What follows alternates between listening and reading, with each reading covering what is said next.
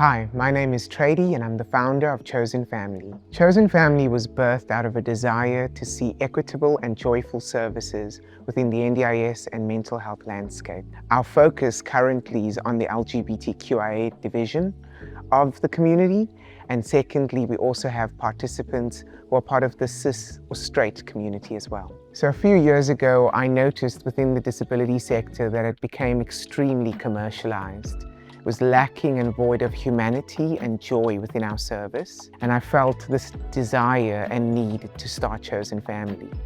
My husband and I are obviously part of the LGBTQIA community, and like the LGBTQIA community, the disability community has been disenfranchised. And so we felt to open up the ranks and to include and welcome those who have often been shunned away or have been seen as too difficult or born a certain way and excluded from our community. Firstly, Chosen Family is completely different because no one can compete with us. Not only are we sassy and amazing, but we're also filled with joy, and I believe that our services are often using other frameworks that many organizations have overlooked. One of them is called intersectionality, and what that does is we look at the person holistically. We don't just look at their disability. So we take into account their religious background, take into account their cultural background as well. All those things we believe play a necessary and important part of their service delivery as well.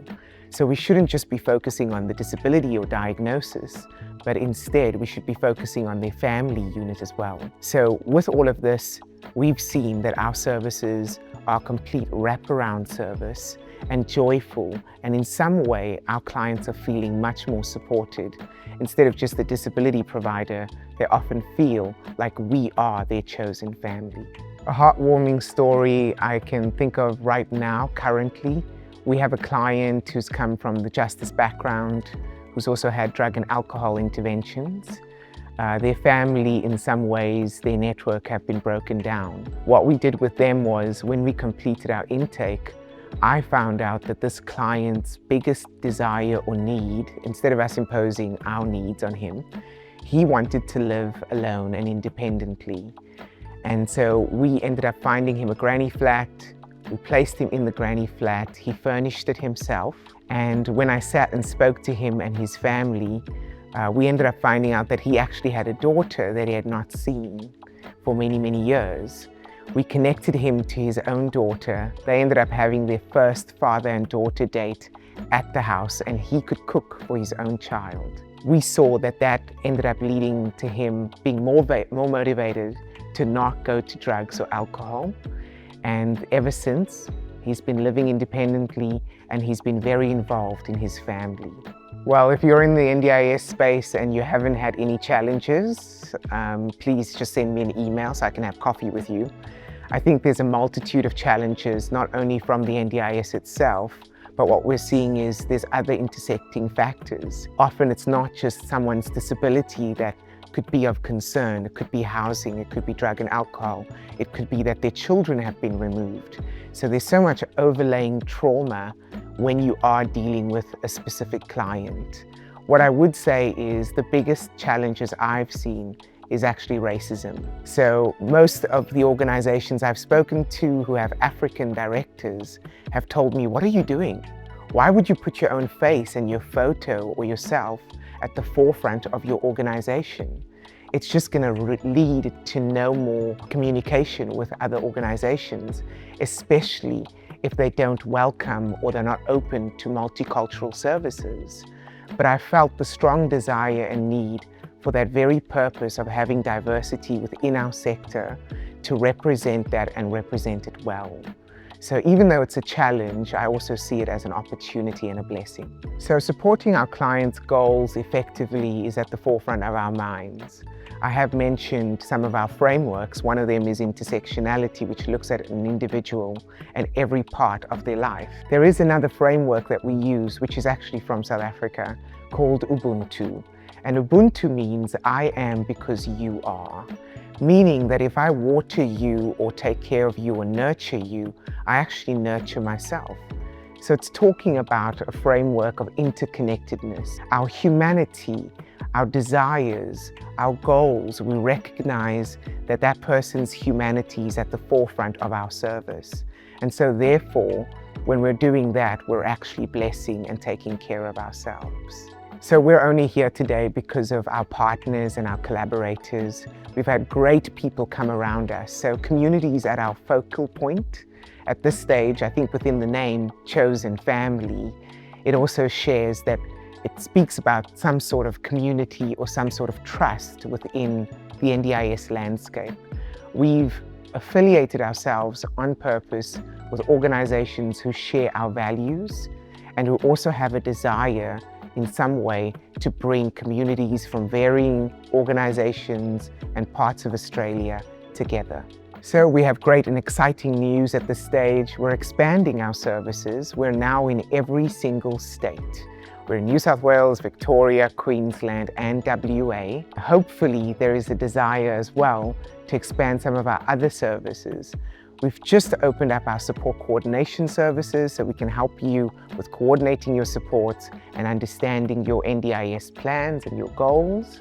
Secondly, we have core supports. So any support you need in-home or in community, we welcome you to reach out to us. Lastly, we have Respite and medium-term accommodation. These are all services we believe that are aligned to the needs of our community. Last but not least, we have LGBTQIA division with services and training that's being rolled out as we speak.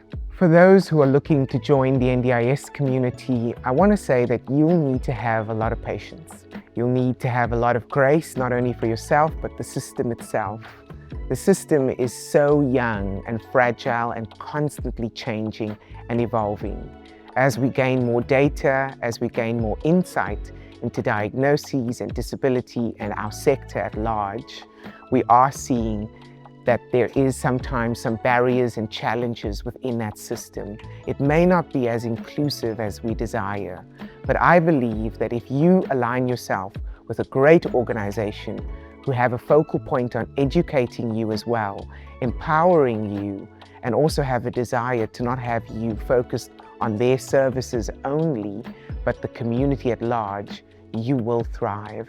So we welcome you coming to the sector. We can support you and help you, and I do believe great things are coming soon.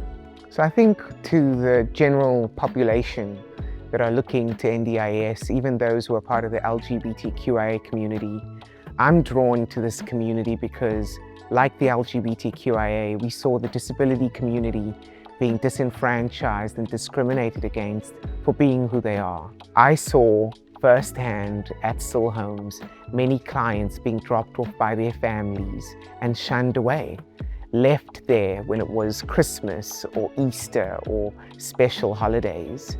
And I ended up becoming their chosen family. And in the same way, I would hope to see that translated, that sense of community, equity and belonging. So to the general community, you're not alone.